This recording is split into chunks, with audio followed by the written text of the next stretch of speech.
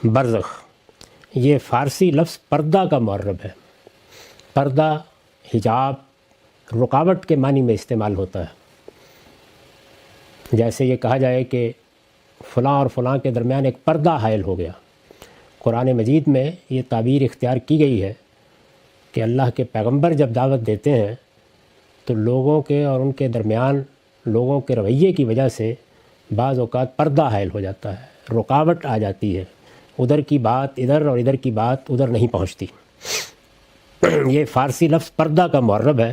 معرب کا مطلب یہ ہے کہ ایک لفظ اصلاً کسی اور زبان سے تھا لیکن عربی زبان میں آ گیا اور پھر دوسری زبان میں آنے کے نتیجے میں اس کی صورت تبدیل ہوتی چلی گئی، تو برزخ گویا پردے کا معرب ہے۔ عربی زبان میں یہ حرف تہجی پے نہیں ہوتا تو اس کی جگہ بے آ جائے گی اور پھر آہستہ آہستہ استعمالات کے نتیجے میں یہ لفظ برزخ بن گیا۔ اب یہ فصیح عربی کا لفظ ہے، قرآن کے زمانہ نزول میں بھی ایسے تھا لیکن اس کی اوریجن یا اس کی اصل یہی ہے۔ یہ فارسی لفظ پردہ کا معرب ہے اور اس حد فاصل کے لیے استعمال ہوا ہے جہاں مرنے والے قیامت تک رہیں گے۔ دنیا سے رخصت ہوئے، دنیا سے رخصت ہونے کی جو صورت ہم دیکھتے ہیں وہ یہ ہے کہ انسان کی اصل شخصیت کو فرشتے نکال لے جاتے ہیں۔ اس کی تفصیلات ہم پیچھے دیکھ چکے ہیں۔ یہ جسم رہ جاتا ہے اور اسے مسلمان سپرد خاک کر دیتے ہیں، بعض دوسری اقوام جلا دیتی یا کوئی اور راستہ اختیار کرتی ہیں، بہرحال یہ فنا ہو جاتا ہے اور انسان کی اصل شخصیت وہ فرشتوں کے قبضے میں ہوتی ہے، وہ اسے اپنی تحویل میں لے لیتے ہیں اور پھر جہاں اللہ تعالیٰ نے چاہا اسے وہاں رکھ دیتے ہیں۔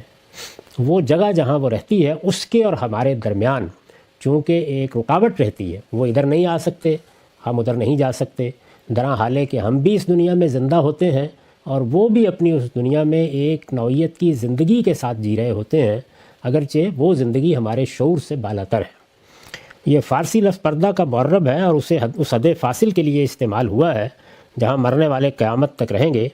یہ گویا ایک روک ہے جو انہیں واپس آنے نہیں دیتی، یعنی یہ لفظ کیوں استعمال کیا گیا ہے تاکہ یہ بتا دیا جائے کہ رکاوٹ ڈال دی گئی ہے، پردہ حائل کر دیا گیا ہے، اب اس کے ادھر ادھر معاملات نہیں ہو سکتے۔ من ورائہم برزخ الی یوم یبعثون، یہ سورہ مومنون میں اسی طرح استعمال ہوا ہے۔ من ورائہم برزخ الی یوم یبعثون، برزخ کا لفظ قرآن مجید ہی سے لیا گیا ہے۔ ان کے آگے اب اس دن تک ایک پردہ ہوگا جب یہ اٹھائے جائیں گے۔ یہ اس آیت کا ترجمہ ہے اور یہ سورہ مومنون کی آیت 100 ہے۔ عالم برزخ کی اصطلاح اسی سے وجود میں آئی ہے، یعنی جب قرآن مجید نے اس کو برزخ کا نام دے دیا تو اب برزخ ایک رکاوٹ ہے، ایک پردہ ہے جو درمیان میں حائل ہوا، اس کے ورے یا اس کے دوسری جانب جس عالم میں لوگ رہ رہے ہیں یا انہیں رکھا جا رہا ہے اس کو پھر عالم برزخ کہا جانے لگا۔ تو اس طرح سے اصطلاحات دنیا کی ہر زبان میں وجود میں آتی رہتی ہیں، تو ہمارے ہاں بھی یہ اصطلاح بن گئی کہ ایک یہ عالم ہے، ایک عالم برزخ ہے، اور پھر محشر اور جنت اور دوزخ وہ ایک دوسرا عالم ہوگا۔ اسی کو بعض اوقات دارین سے تعبیر کر دیا جاتا ہے۔ عالم برزخ کی اصطلاح اسی سے وجود میں آئی ہے۔ روایتوں میں قبر کا لفظ مجازاً اسی عالم کے لیے بولا گیا ہے، یعنی اب کیا بتایا جائے، یہ تو اللہ تعالیٰ نے ہمارے علم میں نہیں رکھا کہ وہ کیا جگہ ہے جہاں پر ہمارے ہی بھائیوں کو، ہمارے ہی بیٹوں کو، ہمارے ہی آبا کو، ہمارے ہی اسلاف و اخلاف کو رکھا جاتا ہے۔ ہم مردے کو لے جاتے ہیں اور قبر میں دفن کر دیتے ہیں، تو اس کے لیے قبر کا لفظ استعمال ہونے لگ گیا۔ اب رسالت مآب صلی اللہ علیہ وسلم نے جب اس عالم کے احوال بتائے تو یہ برزخ کی اصطلاح استعمال نہیں کی، قبر ہی کا لفظ استعمال کیا۔ لیکن قرآن مجید کی وضاحتوں کو دیکھتے ہوئے، ہمارے مشاہدے کو سامنے رکھتے ہوئے جو اصل حقیقت ہے وہ یہی ہے کہ قبر کا لفظ حدیثوں میں بھی یا رسالت مآب صلی اللہ علیہ وسلم کی نسبت سے بیان ہونے والے اقوال میں بھی مجازاً استعمال ہوا ہے۔ اصل مقصود کیا ہے؟ وہ عالم جس میں اللہ تعالیٰ کی طرف سے فرشتے انسانوں کو لے جا کر رکھ دیتے ہیں، اس عالم کو ہم برزخ کہیں یا کوئی اور نام دیں، لیکن دنیا کے لحاظ سے اگر دیکھا جائے تو مردے قبر میں رکھے جاتے ہیں، تو بس اس کو قبر ہی سے تعبیر کر لیا جاتا ہے۔ روایتوں میں قبر کا لفظ مجازاً اسی عالم کے لیے بولا گیا ہے۔ اس میں انسان زندہ ہوگا، یعنی ایسا نہیں ہے کہ انسان مٹی میں مل جاتا ہے، انسان تو نکال لیا جاتا ہے۔ انسان کا قالب، مادی قالب، انسان کا جسم، جس میں انسان کی شخصیت رکھی جاتی ہے، جو نفخ روح کے نتیجے میں انسان کو ملتی ہے، وہ قالب مٹی کی نظر ہو جاتا ہے، لیکن انسان اس قبر میں رکھا جاتا ہے جو قبر ہماری آنکھوں کے سامنے نہیں ہے۔ ہماری آنکھوں کے سامنے جو قبر ہے اس میں انسان کے جسم کو ہم رکھ کے آ جاتے ہیں، لیکن اسی جگہ، اس کے سوا کسی دوسری جگہ وہ قبر ہے کہ جس میں اللہ تعالیٰ انسان کی اصل شخصیت کو رکھنے کا حکم دیتے ہیں۔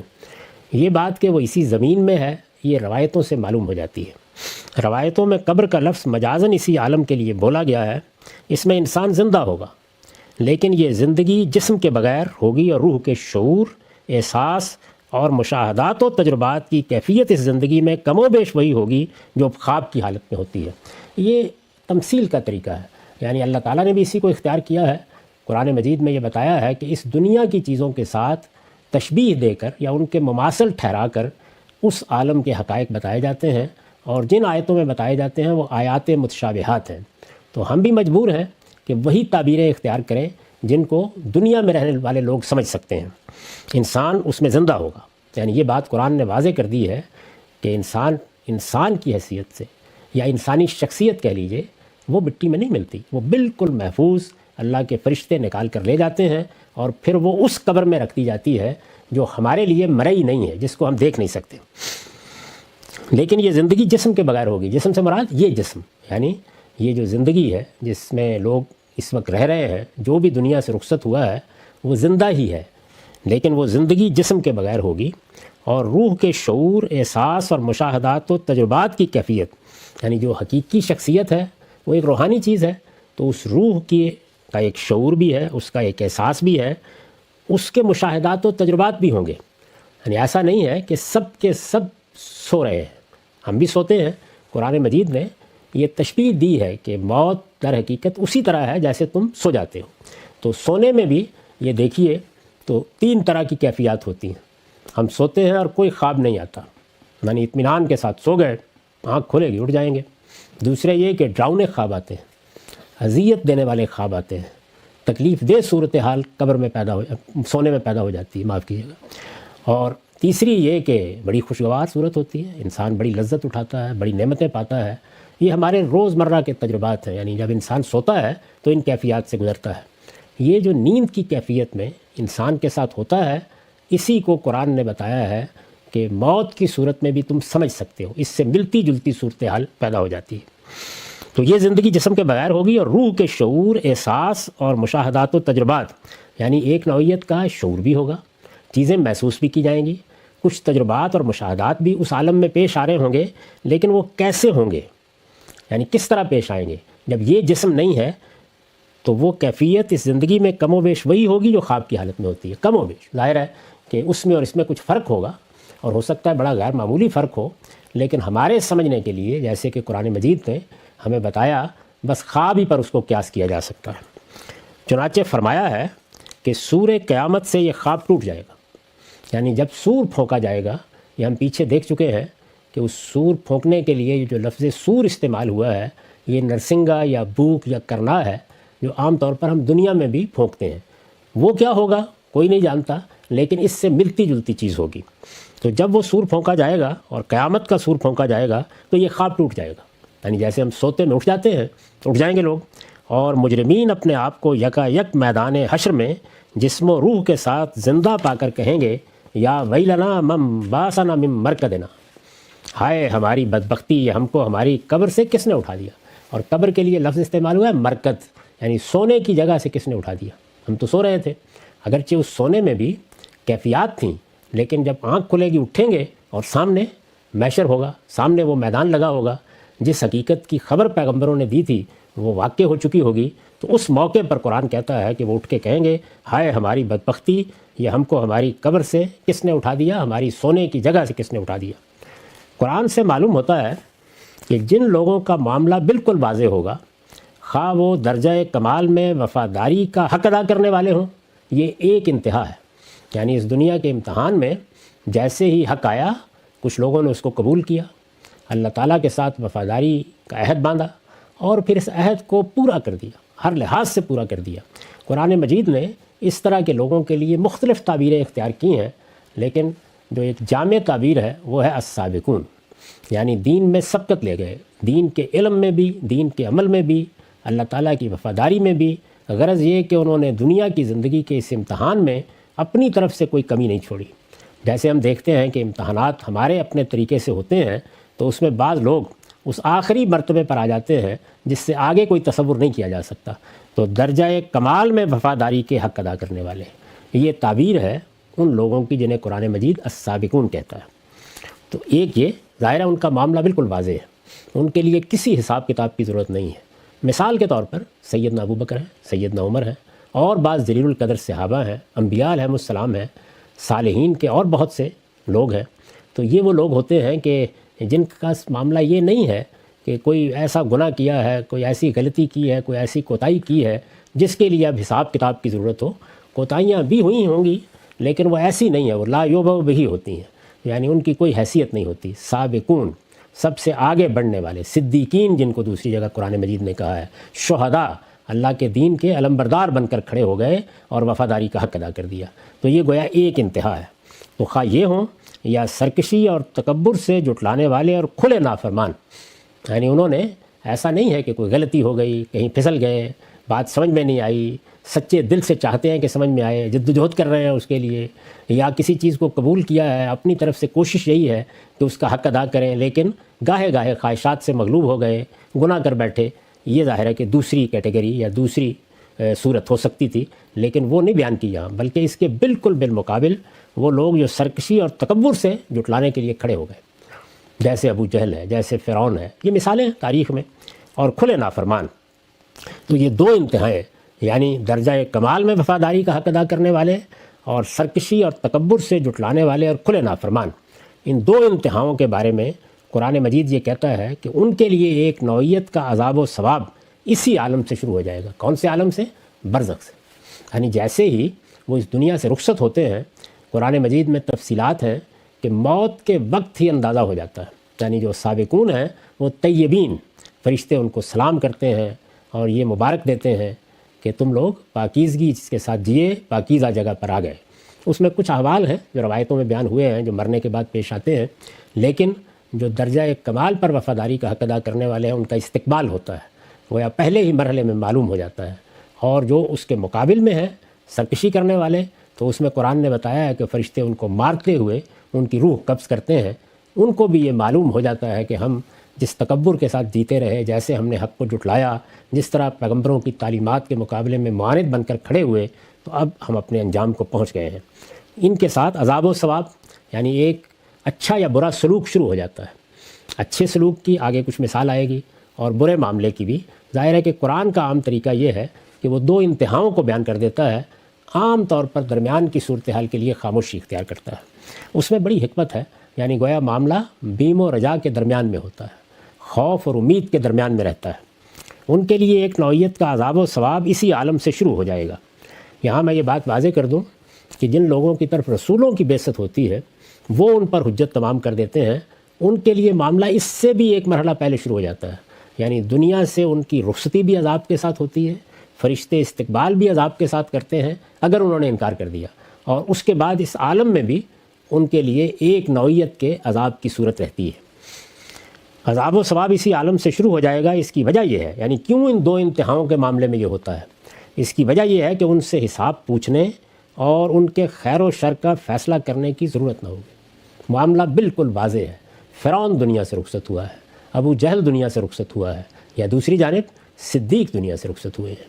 تو اس میں اس کی ضرورت نہیں ہے کہ کوئی حساب کتاب ہوگا، معلوم ہوگا کیا میزانیہ بنا ہے، نیکی کا غلبہ ہے یا شر کا غلبہ ہے، وہ واضح ہے، اپنی کتاب ہاتھ میں لے کے حاضر ہو گئے ہیں۔ اس طرح کے معاملات میں چونکہ حساب پوچھنے اور خیر و شر کا فیصلہ کرنے کی ضرورت نہیں ہوتی، تو عذاب و ثواب موت کے ساتھ شروع ہو جاتا ہے۔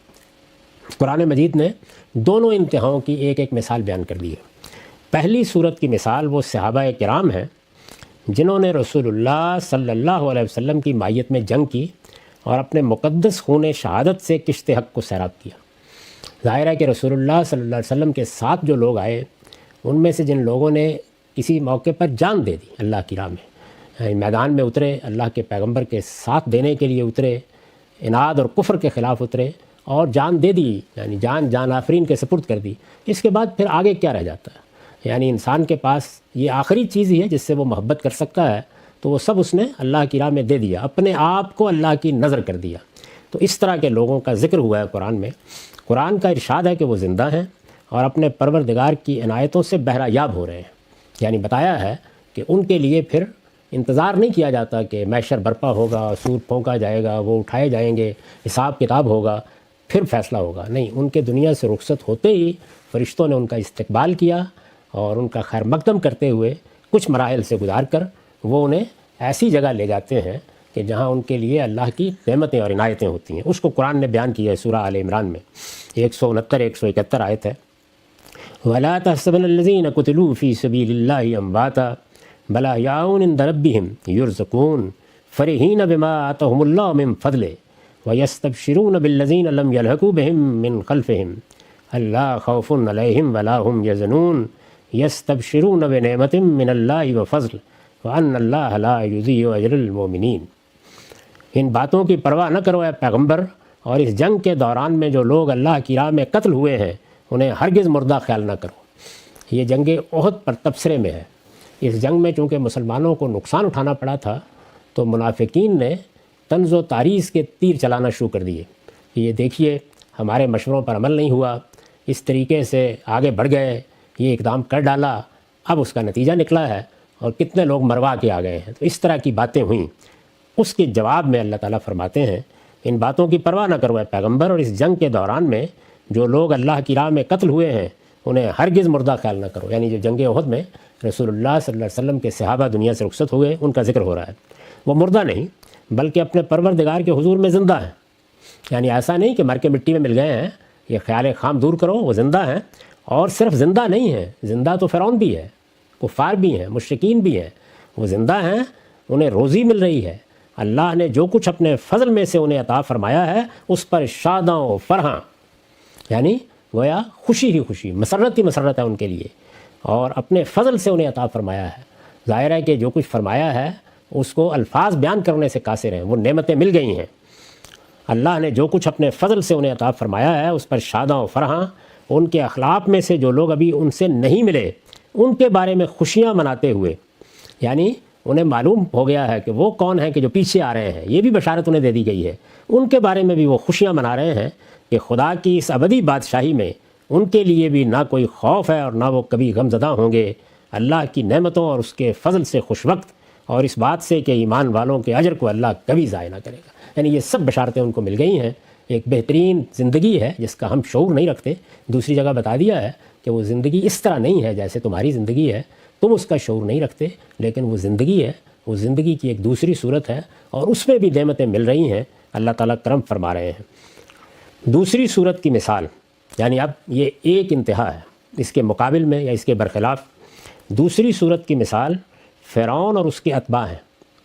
یعنی ادھر سے رسول اللہ صلی اللہ علیہ وسلم کے ساتھیوں کو لے لیا ہے جو معرکہ بدر میں اپنی جان آفرین کے سپرد کرنے کے لیے تیار ہو گئے، راہ حق پر ثابت قدم رہے، اللہ نے ان کو یہ شرف دیا۔ دوسری صورت کی مثال فرعون اور اس کے اتباع ہیں جو موسیٰ علیہ السلام کی طرف سے اتمام حجت کے بعد بھی ماننے کے لیے تیار نہیں ہوئے۔ یعنی اللہ کے ایک پیغمبر نے حجت تمام کی، وہ لوگ جن کا ذکر اوپر ہوا ہے ایمان لائے، اور ایمان لانے کے بعد ثبات و استقامت کے ساتھ ہر مشکل سے گزر گئے، یہاں تک کہ اپنے وجود کو اللہ کی نظر کر دیا۔ یہ آخری درجہ ہوا۔ اس کے بالکل برخلاف اللہ کے ایک پیغمبر موسیٰ علیہ السلام، ایک جلیل القدر پیغمبر نے حجت تمام کی، لیکن فرعون ماننے کے لیے تیار نہیں ہوا، اور اس کے ساتھی بھی۔ چنانچہ اپنے اس جرم کی پاداش میں دنیا میں بھی عذاب سے دوچار ہوئے، غرقاب کر دیے گئے، یہاں سے عذاب شروع ہو گیا، اور عالم برزخ میں بھی صبح و شام انہیں دوزخ کا مشاہدہ کرایا جاتا ہے۔ اس عالم میں بھی ان کے ساتھ یہ معاملہ ہو رہا ہے۔ اس سے بھی یہ بات واضح ہوتی ہے کہ نیند کی کیفیت میں یا اس سے ملتی جلتی کیفیت میں جس طرح مشاہدات ہوتے ہیں اس طرح کا مشاہدہ کرایا جا رہا ہے۔ یہ نہیں کہا قرآن نے کہ انہیں دوزخ میں ڈال دیا گیا ہے، ان کا انجام انہیں دکھایا جاتا ہے۔ یہ سورہ مومن ہے، 45-46 آیت ہے۔ مگر فرعون والوں کو وَحَاقَ بِآلِ فِرْعَوْنَ سُوءُ الْعَذَابِ النَّارُ يُعْرَضُونَ عَلَيْهَا غُدُوًّا وَعَشِيًّا وَيَوْمَ تَقُومُ السَّاعَةُ أَدْخِلُوا آلَ فِرْعَوْنَ أَشَدَّ الْعَذَابِ۔ مگر فرعون والوں کو اس کے بعد برے عذاب نے گھیر لیا، دوزخ کی آگ کے جس پر وہ صبح و شام پیش کیے جاتے ہیں، اور جس دن قیامت برپا ہوگی حکم دیا جائے گا کہ فرعون والوں کو بدترین عذاب میں داخل کرو۔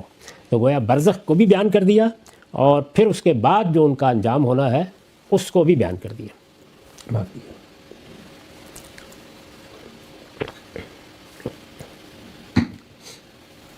اس باب میں جتنی روایتیں مل سکی ہیں اور وہ سند کے اعتبار سے قابل لحاظ ہیں، ان سب پر کام کے بعد میں پورے اطمینان کے ساتھ یہ عرض کر رہا ہوں کہ ان سے بھی یہی تصویر سامنے آتی ہے، یعنی ان میں یا ان لوگوں کے عذاب کا ذکر ہے جس کی ایک مثال فرعون اور اس کے اتباع ہیں، یا ان لوگوں کے ثواب کا ذکر ہے جس کی مثال اوپر رسول اللہ صلی اللہ علیہ وسلم کے زمانے کے شہداء ہیں، اور اللہ کے پیغمبروں کی طرف سے جن پر اتمام حجت ہو جاتا ہے ان کے ساتھ کیا معاملہ ہوگا، ان میں سے مومنوں کے ساتھ کیا ہوگا، منافقوں کے ساتھ کیا ہوگا اور منکروں کے ساتھ کیا ہوگا، اس کی تفصیلات ہیں۔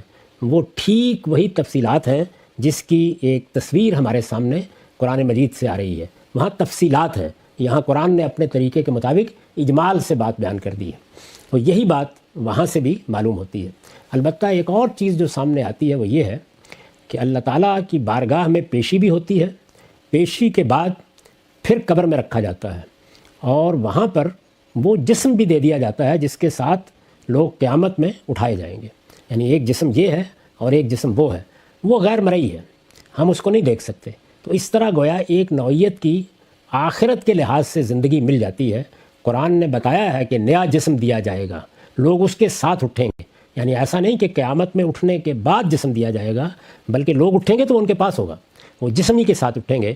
تو یہ ان روایتوں سے معلوم ہوتا ہے کہ ایسا ہی ہوگا، اور غیر مرئی حالت میں وہ قبر جو ہم کو نظر نہیں آتی، ذرا تصور کر لیجئے کہ ایک وہ قبر ہے جس میں ہم نے کسی کو دفن کر دیا، یا یہ ہے کہ کوئی پانی میں بہہ گیا، سمندر کی نظر ہو گیا، یا راکھ اڑا دی ہم نے اس کی اور وہ کہیں رکھ دی، اور ایک وہ قبر ہے کہ جو اللہ تعالیٰ کی طرف سے مرکز کے طور پر گویا اس کی اصل شخصیت کے لیے بنائی جاتی ہے۔ تو یہ بھی لگتا یہ ہے انہی روایتوں سے کہ اسی زمین پر ہوتی ہے، اور پھر وہاں اس کو سلا دیا جاتا ہے۔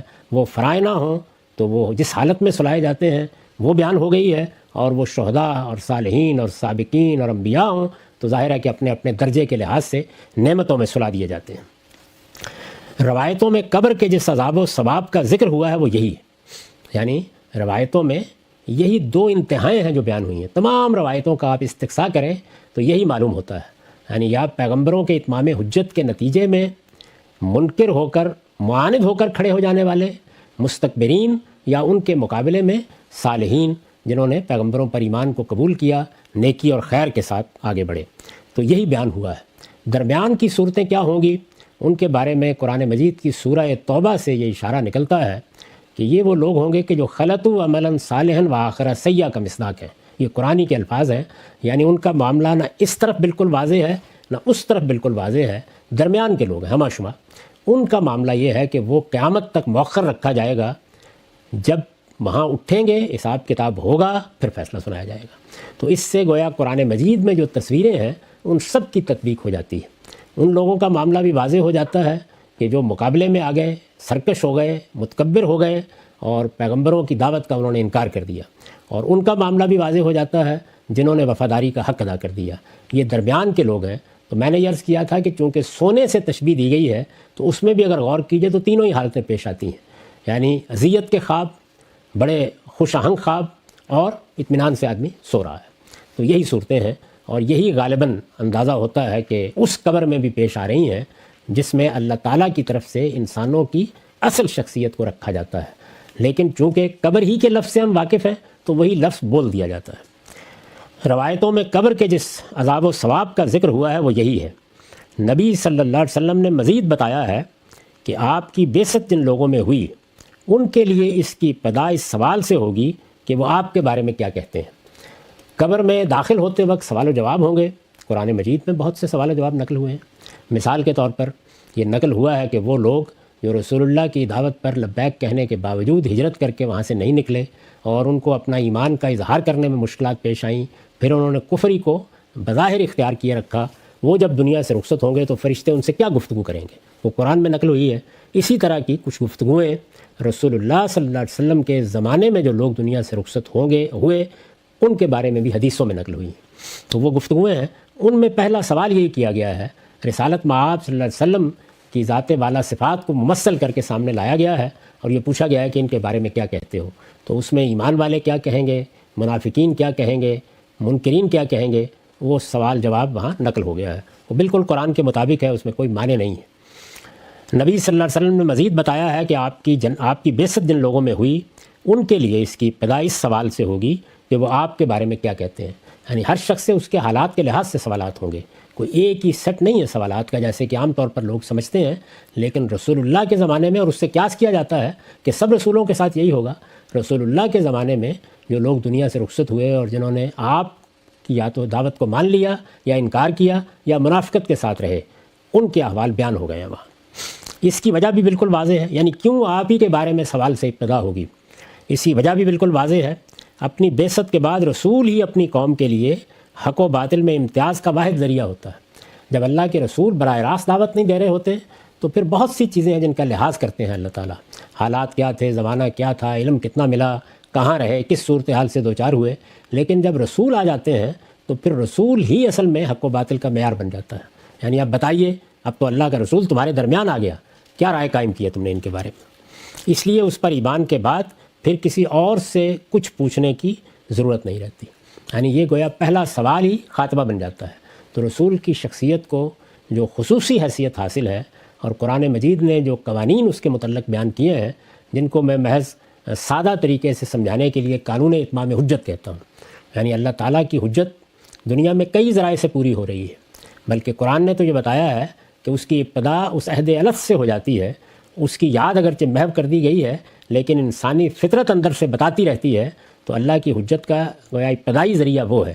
انسانی نفس میں اللہ تعالیٰ نے جو خیر و شر الہام کیا ہے وہ دلیل بنتا ہے. پھر اس کے بعد انفس و آفاق کی نشانیاں ہیں. پھر نبی آتے رہے ہیں، انہوں نے آ کر اللہ کی حجت پوری کی ہے. سب اتمام حجت کے ذرائع ہیں. لیکن رسولوں کی یہ خصوصیت ہے کہ گویا دنیا میں جب وہ آ جاتے ہیں نبیوں میں سے جن کو رسالت کے منصب پر فائز کیا گیا ہے، تو پھر فیصلہ ہو جاتا ہے. یعنی اس کے بعد کوئی بہام باقی نہیں رہتا.